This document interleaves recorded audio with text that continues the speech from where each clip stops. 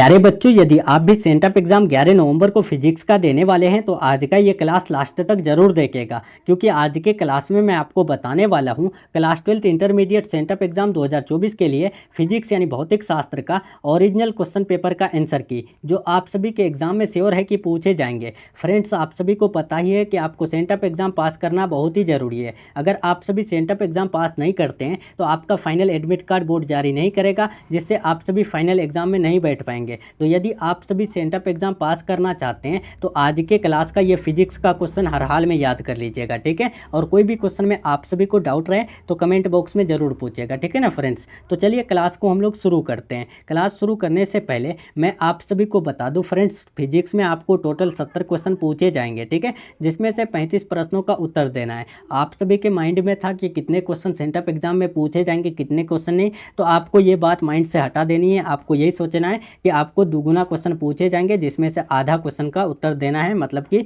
35 question का उत्तर देना है, ठीक है, जो कि आप सभी आराम से दे सकते हैं आज के क्लास के बाद, ठीक है। तो ध्यान से देखिए फ्रेंड्स, एक एक क्वेश्चन याद कर लीजिएगा, ठीक है। और वीडियो पसंद आए तो लाइक कर दीजिएगा। चैनल से नए जुड़ रहे हैं, चैनल को सब्सक्राइब करके बेल आइकन प्रेस जरूर कर लीजिएगा, ताकि आप सभी को आने वाली क्लासेज का नोटिफिकेशन मिलते रहे, ठीक है। और आप सभी का फाइनल बोर्ड परीक्षा का तैयारी जो है ना, इसी चैनल पर कराया जाता है। तो अगर बेहतरीन तैयारी करना चाहते हैं तो चैनल को सब्सक्राइब जरूर कर लें, ठीक है। तो देखिए पहला क्वेश्चन पूछा गया है, प्रत्यावर्ती धारा परिपथ में यथार्थ माध्य शक्ति का व्यंजक होता है। तो आप सभी याद रखिएगा, एक का राइट आंसर डी हो जाएगा। P average equal to A R M S I R M S cos five हो जाता है, ठीक है। दूसरा नंबर देखिए फ्रेंड्स, पूछा गया है शक्ति गुणांक के बराबर होता है, तो पावर फैक्टर के बराबर जो है ना आर अपॉन जेड होता है, ठीक है। राइट आंसर 2 का ए हो जाएगा। समय बिल्कुल भी वेस्ट नहीं करेंगे, सीधे क्वेश्चन आंसर कराएंगे, आप सभी याद कर लीजिए। तीसरा नंबर देखिए, एल आर परिपथ में कलांतर होता है। तो एल आर परिपथ में कलांतर क्या होता है, तो याद रखिएगा 10 to the power -1 omega L upon R होती है, ठीक है। राइट आंसर 3 का सी हो जाएगा।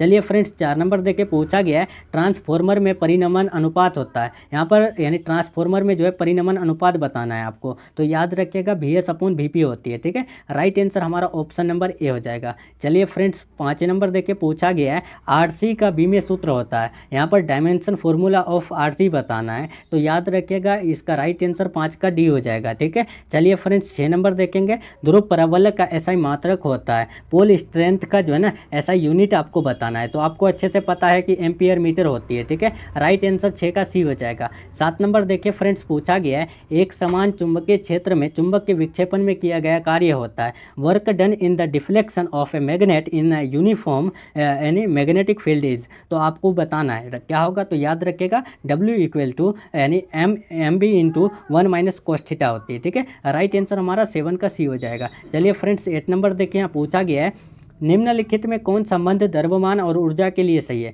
इनमें से कौन है जो द्रव्यमान ऊर्जा के लिए सही है, तो आपको अच्छे से पता है कि MC square equal to E होता है, जिसको हम लोग जो है ना सीधे रूप से इस प्रकार लिखते हैं, E equal to MC square, ठीक है। इसका राइट आंसर हमारा ऑप्शन नंबर सी हो जाएगा। चलिए 9 नंबर देखें फ्रेंड्स, पूछा गया है दशमिक संख्या 8 यानी 10 का जो है द्विधारी संख्या होगा। तो इसकी द्विधारी संख्या पूछा है, अगर हम द्विधारी संख्या इसका निकालें तो 2 चौक 8 होता है, बचा हमारा 0, ठीक है। 2 दूना 4 बचा हमारा 0, ठीक है। 2 एकम 2 बचा हमारा 0, फिर 1 एकम 1 बचा कितना हमारा लास्ट में 1, तो ये यहाँ उतार देंगे, जो कि हमारा 1000 आ रहा है, तो 1000 आ रहा है, ठीक है। राइट आंसर हमारा 9 का ए हो जाएगा, ठीक है। इसी प्रकार आप लोग दशमिक संख्या निकाल सकते हैं, ठीक है। 10 नंबर देखिए, नैंड गेट का संकेत होता है, तो आप सभी अच्छे से जानते हैं कि नैंड गेट का संकेत जो है 10 का राइट आंसर डी हो जाएगा। देखिए यहाँ पर जो जब भी यानी कोमा यानी बूंदा के रूप में आ जाए ना इस प्रकार में, तो ये हो जाता है नैंड गेट, और इस प्रकार अगर सीधे सीधे रह जाता है ना, सीधे सीधे इस प्रकार रह जाता है, तो ये जो है ना आपका एंड गेट हो जाता है, ठीक है।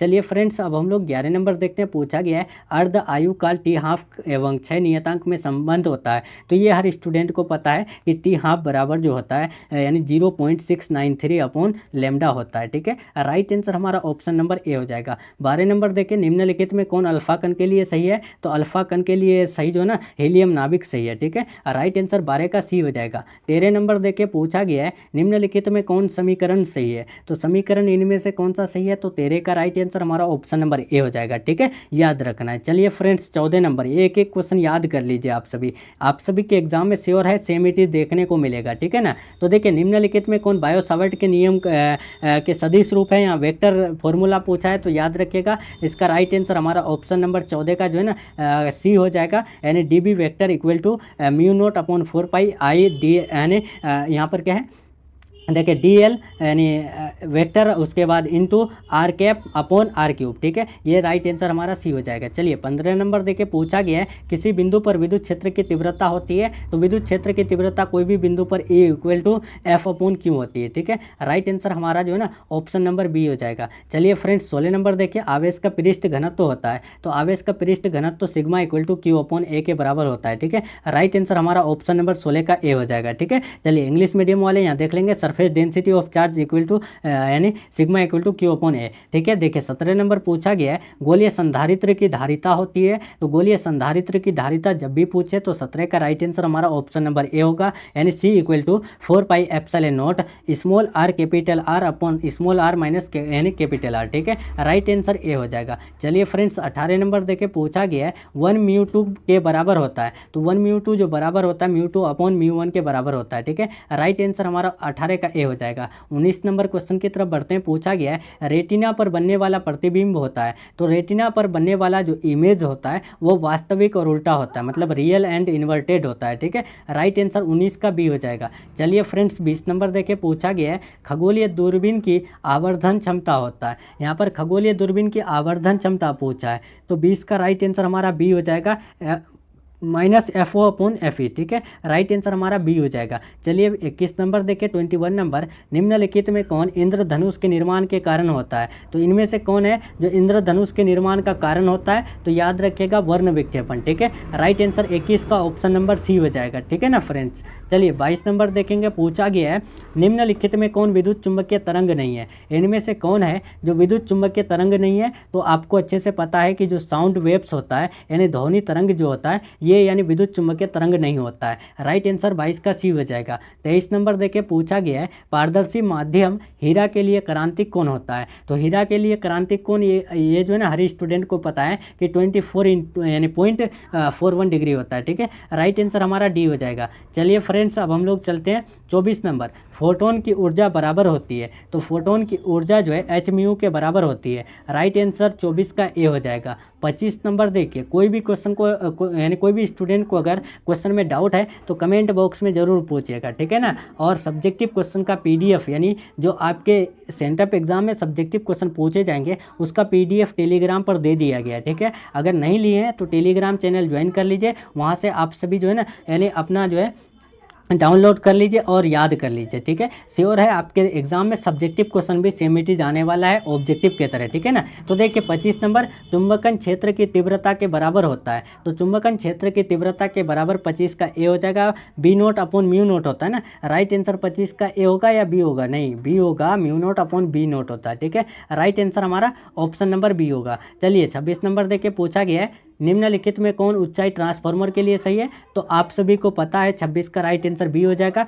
बी एस यानी ग्रेटर देन वी पी। ठीक है, राइट आंसर हमारा बी हो जाएगा। चलिए 27 नंबर देखिए दिष्ट धारा के लिए प्रेरणिक घात होता है, तो दिष्ट घाता यानी घात के लिए जो प्रेरणिक प्रतिघात होता है ना ये हर स्टूडेंट को पता है कि 27 का राइट आंसर ए हो जाएगा, 0 होता है। ठीक है, चलिए अब 28 नंबर क्वेश्चन की तरफ बढ़ते हैं। पूछा गया है धारावाही कुंडली का विद्युत चुंबकीय आघूर्ण होता है। देखिए जो electromagnetic moment of current crying coil होता है तो ये कितना होता है, तो याद रखिएगा राइट आंसर हमारा 28 का ए हो जाएगा, NIA वेक्टर होता है। ठीक है, 28 का राइट आंसर ए हो जाएगा। 29 नंबर देखिए पूछा गया है विद्युत तीव्रता का SI मात्रक होता है, तो ये क्वेश्चन मैंने आपको आज ही कम्युनिटी बॉक्स में पूछा है कि विद्युत तीव्रता का SI मात्रक क्या होता है, तो बहुत स्टूडेंट न्यूटन पर कूलम ही लगाए हैं। ठीक है, और आपको भी अच्छे से पता है। राइट आंसर 29 का बी हो जाएगा। 30 नंबर देखिए निम्नलिखित में धारा घनत्व के लिए कौन सही है, तो धारा घनत्व के लिए J इक्वल टू यानी L अपॉन ए सही है। ठीक है, राइट आंसर यहाँ ऑप्शन नंबर बी हो जाएगा, I अपॉन ए। ठीक है, नेक्स्ट चलते हैं 31 नंबर निम्नलिखित में कौन गतिशीलता के लिए सही है, तो गतिशीलता बराबर क्या होता है mu equal to VD upon E होता है। ठीक है, राइट आंसर 31 का ए हो जाएगा। 32 देखिए फ्रेंड्स पूछा गया है निम्नलिखित में कौन सही है। यहाँ पर इनमें से कौन सा सही है। 1 वाट बराबर क्या होता है, तो आपको अच्छे से पता है कि जूल पर सेकेंड होता है। ठीक है, राइट आंसर 32 का ए हो जाएगा। चलिए 33 नंबर देखिए पूछा गया है नीला रंग के लिए कार्बन प्रतिरोध का कलर कोड क्या होता है। तो नीला रंग का पूछा है तो राइट आंसर हमारा डी हो जाएगा 6। ठीक है, चलिए फ्रेंड्स अब हम लोग चलते हैं। यहाँ पर 34 नंबर पूछा गया है एम्पियर घंटा मात्रक होता है। एम्पियर घंटा जो है किसका मात्रक होता है, तो याद रखिएगा आवेश का मात्रक होता है। ठीक है, राइट आंसर 34 का बी हो जाएगा। 35 नंबर देखिए पूछा गया है लॉरेंज बल के लिए कौन सही है। यहाँ पर लॉरेंज बल के लिए कौन सही होता है, तो आपको अच्छे से पता है कि F vector equal to Q यानी into E vector plus B vector into B vector. ठीक है, राइट आंसर हमारा 35 का ए हो जाएगा। चलिए 36 नंबर देखेंगे पूछा गया है 4 डायोप्टर क्षमता वाले लेंस की फोकस दूरी होती है। तो 4 डायोप्टर लेंस यानी क्षमता वाले लेंस की फोकस दूरी की बात करें तो राइट आंसर हमारा 36 का ऑप्शन नंबर ए हो जाएगा। 0.25 मीटर होती है। ठीक है, चलिए 37 नंबर देखिए पूछा गया है इनमें कौन वर्ण विक्षेपण क्षमता के लिए सही है। तो वर्ण विक्षेपण क्षमता के लिए म्यू यानी डब्ल्यू इक्वल टू म्यू भी देखिए म्यू भी माइनस म्यू आर। ठीक है, बटे म्यू वाई -1 होती है। ठीक है, चलिए फ्रेंड्स इसका राइट आंसर ए होगा। अब 38 देखिए पूछा गया है यदि कांच के एक लेंस म्यू इक्वल टू 3/2 की हवा में फोकस दूरी एफ ए हो तो पानी यानी जो है म्यू इक्वल टू 4/3 में एफ डब्ल्यू हो तो इसका मान क्या होगा। तो याद रखिएगा 38 का राइट आंसर हमारा डी हो जाएगा। F W equal to 4F है। ठीक है, चलिए 39 नंबर देखिए फ्रेंड्स पूछा गया है निम्नलिखित में कौन संबंध परिकिरणित प्रकाश की तीव्रता आई और प्रकाश के तरंगदैर्घ्य लैम्ब्डा के लिए सही है। तो याद रखिएगा इसका राइट आंसर हमारा ऑप्शन नंबर डी हो जाएगा। ठीक है, चलिए फ्रेंड्स 40 नंबर पूछा गया है निम्नलिखित में कौन इलेक्ट्रॉन पर आवेश के लिए सही है। तो इलेक्ट्रॉन पर आवेश के लिए जो सही है ना याद रखिएगा 40 का डी हो जाएगा। 1.6 इंटू 10⁻⁹। ठीक है, चलिए 41 नंबर देखिए पूछा गया है निम्नलिखित में कौन सोडियम का कार्यफलन होता है। तो सोडियम का कार्यफलन की बात करें तो राइट आंसर 41 का सी हो जाएगा यानी 5 not equal to 2.75 electron volt होती है। ठीक है, चलिए फ्रेंड्स अब हम लोग 42 नंबर देखते हैं नाभिक में न्यूट्रॉन की संख्या क्या होती है। तो नाभिक में जब भी न्यूट्रॉन की संख्या की बात करें तो राइट आंसर बी हो जाएगा A-Z होती है। ठीक है, चलिए 43 नंबर देखिए फ्रेंड्स पूछा गया है छोटे चुंबक के लिए कौन सही है। तो याद रखिएगा राइट आंसर हमारा 43 का ऑप्शन नंबर जो है ना बी हो जाएगा यानी बी अक्षीय इक्वल टू 2B निरक्षीय। ठीक है, चलिए फ्रेंड्स 44 नंबर देखिए पूछा गया है एक समान चुंबकीय क्षेत्र में दोलनशील चुंबक के आवर्तकाल का व्यंजक होता है। तो याद रखिएगा 44 का बी हो जाएगा T इक्वल टू 2π√1/MBH। ठीक है, चलिए अब 45 नंबर देखिए पूछा गया है निम्नलिखित में कौन संबंध पृथ्वी के चुंबकीय क्षेत्र और चुंबकीय सुई की आवृत्ति के लिए सही है। तो याद रखिएगा 45 का ए हो जाएगा n² समानुपाती BH के इक्वल होता है। ठीक है, चलिए अब 46 नंबर देखिए फ्रेंड्स पूछा गया है इनमें कौन टेंजेंट नियम के लिए सही है। ये बताना है टेंजेंट नियम के लिए कौन सही है। तो याद रखिएगा ऑप्शन नंबर ए सही है। ठीक है, यानी BH tan थीटा। ठीक है, एक एक क्वेश्चन याद कर लीजिए आपके सेंटअप एग्जाम में सेम इट इज देखने को मिलेगा। ठीक है ना, आप सभी का टाइम बिल्कुल भी वेस्ट नहीं कर रहे हैं। ठीक है ना फ्रेंड्स, तो ध्यान से देखिए एक एक क्वेश्चन याद कर लीजिए। देखिए आपेक्षिक चुंबकशीलता बराबर होता है तो आपेक्षिक चुंबकशीलता जो बराबर होता है ना तो वो μ/μ0 इक्वल टू μr के बराबर होता है। ठीक है, राइट आंसर 47 का ए हो जाएगा। 48 नंबर देखिए निम्नलिखित में कौन संबंध सही है। तो याद रखिएगा इसका राइट आंसर 48 का डी हो जाएगा बी इक्वल टू BB/BH के बराबर होती है। ठीक है, चलिए 49 नंबर देखिए निम्नलिखित में निर्वात में विद्युत चुंबकीय तरंग की यानी चाल के लिए सही है। विद्युत चुंबकीय तरंग की चाल के लिए कौन सही है। तो याद रखिएगा राइट आंसर हमारा ऑप्शन नंबर क्या हो जाएगा 49 का डी हो जाएगा ना। 49 का डी या बी होगा, बी होगा सी इक्वल टू यानी 1/μ0 ठीक है, चलिए 50 नंबर देखिए पृथ्वी के पृष्ठ पर बी वेक्टर का मान होता है। तो याद रखिएगा राइट आंसर हमारा ऑप्शन नंबर सी हो जाएगा 10⁻³ टेस्ला। ठीक है, चलिए धारावाही कुंडली का विद्युत चुंबकीय आघूर्ण होता है। तो याद रखिएगा राइट आंसर 51 का ऑप्शन नंबर सी हो जाएगा यानी M vector equal to NI vector. ठीक है, चलिए 52 नंबर देखिए फ्रेंड्स पूछा गया है गैल्वेनोमीटर नियतांक के लिए सही है। तो गैल्वेनोमीटर नियतांक के लिए जो सही है ना याद रखिएगा इसका राइट आंसर हमारा 52 का ऑप्शन नंबर ए हो जाएगा C/NAB। ठीक है, नेक्स्ट चलते हैं 53 नंबर आदर्श एमीटर का प्रतिरोध होता है। तो आदर्श एमीटर कैपेसिटर का प्रतिरोध क्या होता है, तो 0 होता है, ठीक है। राइट आंसर 53 का बी हो जाएगा। 54 नंबर देखें, चुंबकीय फ्लक्स का एसआई मात्रक होता है, तो चुंबकीय फ्लक्स का एसआई मात्रक की बात करें तो वेबर होता है, ठीक है। राइट आंसर ए हो जाएगा। चलिए अब 55 नंबर देखें, लेंज का नियम किसके संरक्षण के सिद्धांत का परिणाम है, तो लेंज के नियम जो है कौन से संरक्षण सिद्धांत का परिणाम है, तो याद रखिएगा ऊर्जा संरक्षण, ठीक है। चलिए 56 नंबर देखें, परिणिक प्रतिघात होता है, तो परिणिक प्रतिघात जो है XL = 2 यानी 2 पाई FL के बराबर होता है, ठीक है। राइट आंसर ए हो जाएगा। चलिए 57 नंबर देखें फ्रेंड्स, पूछा गया है सरल सूक्ष्मदर्शी का आवर्धन क्षमता होता है, तो याद रखिएगा 57 का राइट आंसर ऑप्शन नंबर क्या हो जाएगा, बी हो जाएगा, ठीक है। M = 1 + D/F हो जाता है, ठीक है ना, याद रखना है, 57 का बी हो जाएगा। चलिए 58 नंबर देखें, संपर्कित दो लेंसों की शक्ति होती है, तो संपर्कित दो लेंसों की शक्ति की बात करें तो राइट आंसर हमारा 58 का यानी 58 का हो जाएगा, P = P1 + P2, ठीक है।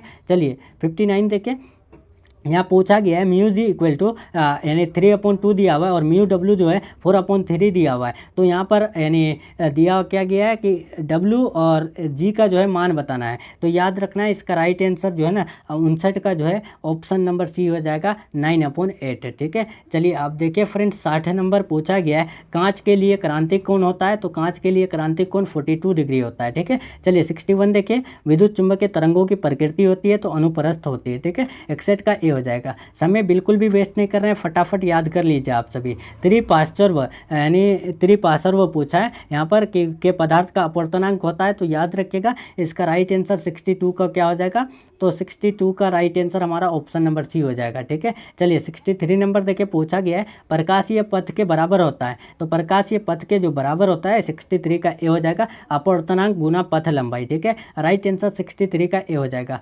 64 देखिए, निर्वात का परावैद्युतांक होता है, तो याद रखिएगा निर्वात का परावैद्युतांक जो है ना 8.85 × 10⁻12 होता है ना। राइट आंसर हमारा 64 का नहीं, माइनस नहीं होता, प्लस होता है, ठीक है। देखिए यही इसी प्रकार का क्वेश्चन आपको एग्जाम में ले जाके घुमा देता है, ठीक है। तो आप माइनस में नहीं जाइएगा, निर्वात पूछा है ना, निर्वात का परावैद्युतांक जिसको हम लोग एप्सिलॉन नॉट बोलते हैं, तो इसका मान जो है ना यहाँ पर 8.85 × 10⁻12 यानी फैराड पर मीटर होता है, ठीक है। 64 का सी हो जाएगा। 65 देखिए, वैद्युत द्विध्रुव का एसआई मात्रक होता है, तो वैद्युत द्विध्रुव का एसआई मात्रक की बात करें तो कूलाम मीटर होता है, ठीक है ना। 65 का बी हो जाएगा। चलिए 66 नंबर देखिए, फटाफट याद कर लेंगे, कूलाम नियम का सदिश रूप होता है, तो याद रखिएगा 66 का राइट आंसर ऑप्शन नंबर ए हो जाएगा, ठीक है। 67 नंबर देखिए, पूछा गया किसी चालक की धारिता होती है, तो कोई भी चालक की धारिता जो है ना C = Q/V के बराबर होती है, ठीक है। चलिए 68 नंबर देखिए, आवेशित चालक की ऊर्जा होती है, तो आवेशित चालक की ऊर्जा जो है E = 1/2 CV² के बराबर होती है, ठीक है।